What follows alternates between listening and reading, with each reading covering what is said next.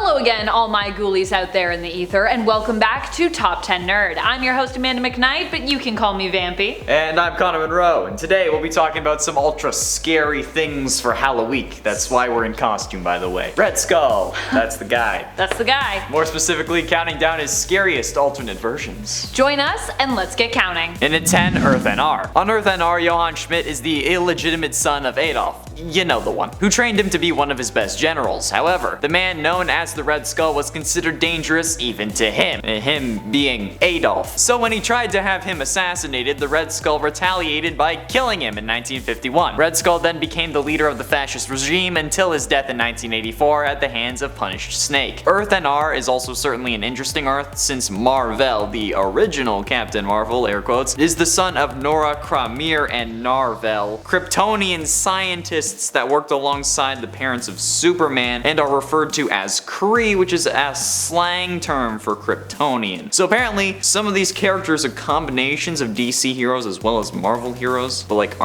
they're not a part of the separate amalgam universe. I don't know, that was interesting to me. Number 9. Sinthea Shcmidt. Sin is the daughter of Red Skull, who for a time also adopted her father's mantle. She isn't an alternate in the way of being from an alternate reality, but she is an alternate version of the Red Skull mantle. Her mother was a nameless washerwoman whom Red Skull had really no ties to himself, but simply used in an attempt to get an heir. Disappointed when the child that they bore was born a girl. When she first rose to prominence, she greatly resembled her father's appearance, also boasting of a skeletal looking Red Skull face herself, which she actually got as a result of a fight with Bucky Barnes. During the Fear Itself story arc, she became one of the Serpent's chosen warriors, Scotty. Since then, however, her appearance has changed in the comics to the point that those who remember her from Fear Itself might not even recognize her anymore, although this was her original appearance in the sense of what she originally looked like. Sinthea now goes by the mantle of Sin and is looking much less frightening currently in comic continuity. Still, I don't think she's someone you would want to mess with, hence why she makes her cut. In at 8, Earth 92131. Earth 92131, also known as the Spider-Man 90s animated universe, Red Skull was obsessed with creating and controlling a doomsday weapon that he had a German scientist build for him under New York City. After numerous battles with Captain America and the 6 American warriors, he and Cap became trapped in a vortex for 50 years. After those 50 years, the Red Skull's son, Reichenwald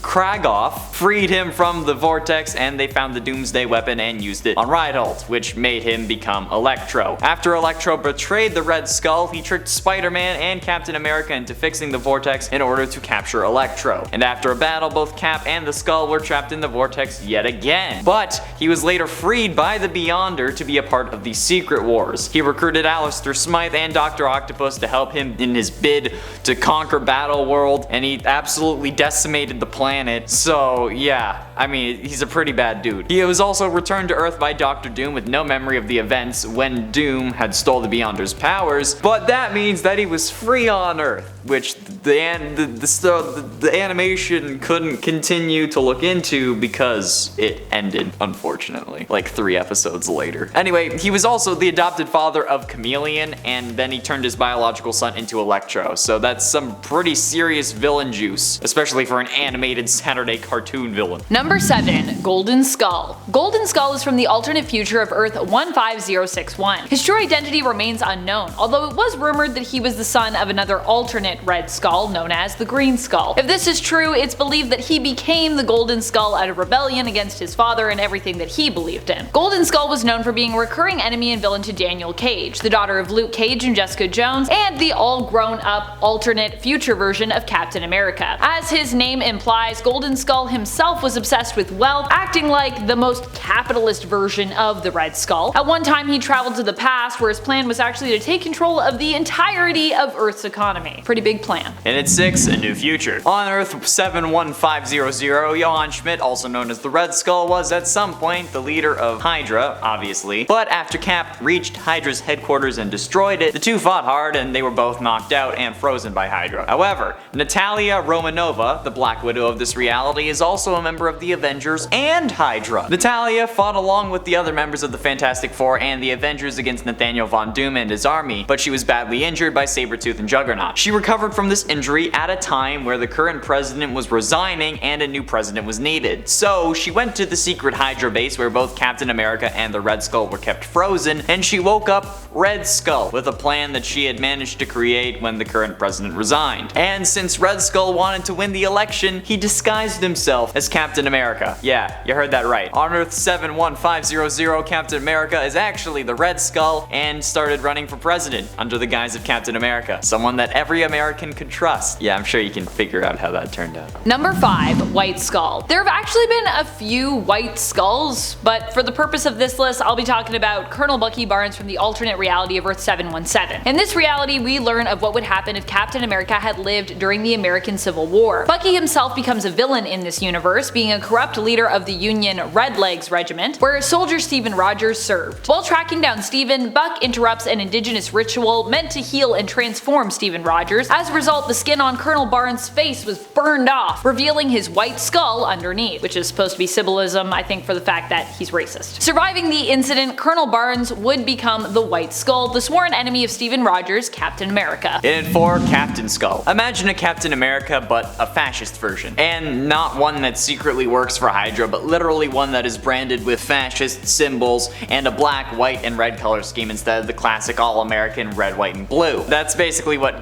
Captain Skull is from Earth 613. This guy is literally just Captain Fascism, and that certainly seems scary to me. In fact, here's a quote from a version of Red Skull. I don't think it's this version, but it's still a quote nonetheless. "Ah, my dear Captain, now you see who is stronger of us both. It is too bad that a symbol of freedom had to perish to see it. It is also too bad that I was insincere in that sentiment." Cause like, okay, so really that could just be a quote from the normal Red Skull, but hey, it fits this version well. While not much is known about this version of the character, it's certainly something that I personally believe that we should be afraid of. Number 3. Ultimate Red Skull. In the reality of Earth 1610, known as the Ultimate Universe, Red Skull is actually the son of Captain America, Stephen Rogers, and his then girlfriend Gail Richards. While Captain America went MIA and was later declared dead, Gail was encouraged by the military to give up their baby and would end up marrying Stephen's best friend Bucky, after Stephen went missing, obviously. Gail and Stephen's child would be raised by the government and the military, who planned to have him become the new Captain America eventually. Unfortunately, it turns out that raising a baby in a military base to become his long-gone heroic father maybe isn't such a great idea. At the age of 17, the young man escaped and rebelled against his father's image, took a knife and cut the skin from his face, becoming the brilliant and evil villain known as the Red Skull. The really tragic thing is that Red Skull, while acquiring the Cosmic Cube and being captured before he could use it in this reality, revealed that the only reason that he'd wanted it to begin with was so that he could turn back time and prevent his father from being lost in the war, allowing him to grow up with a family and have a chance at a normal life with both his parents present. Not only is Red Skull of the Ultimate Universe terrifying, but he's also quite tragic as well. Penultimately, in at number 2, Green Skull. Green Skull, aka Lex Luthor, is the amalgam of Marvel Comics Red Skull and DC Comics Lex Luthor. I mean, like, I'm guessing you could probably figure that based on his name and the title of this list. In the 1940s, Lex Luthor is a renowned entrepreneur and philanthropist who resides in Metropolis. He was married to Lois Lane, a war correspondent whom he met at a charity ball. Widely considered to be a model citizen and contributor to society, Luthor is also personal friends with high-ranking political figures such as Winston Churchill and President Franklin Roosevelt. Only Super Soldier, a World War II era superhero created by the US government, sees through his facade and knows that Luthor is actually a corrupt war profiteer who is aiding the fascist party in an effort to prolong the war. While looking into the secret government project that created Super Soldier, Luthor learns of an alien craft that landed in Kansas and carried a radioactive ore known as Green K, or the Kansas Load. I guess you can see where this is going.